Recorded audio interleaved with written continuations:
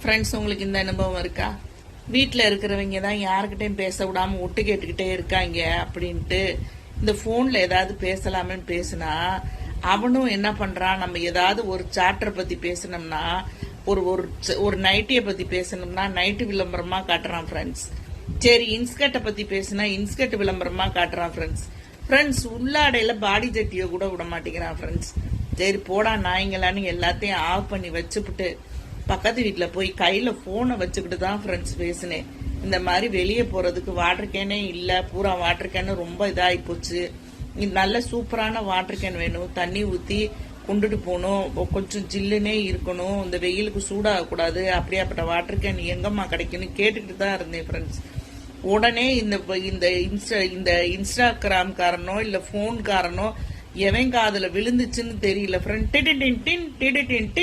டிடின் message என்னடான்னு பார்த்தா அடிச்சு தள்ளிட்டான் ஃப்ரெண்ட்ஸ் வாட்டர் கேனுக்கு.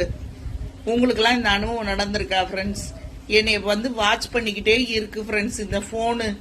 உங்களுக்கும் இந்த ஃபோனை பத்தி தெரிஞ்சிச்சுன்னா சொல்லுங்க ஃப்ரெண்ட்ஸ். எந்த ஆப்ஷன்ல போய் ஆஃப் பண்ணணும்?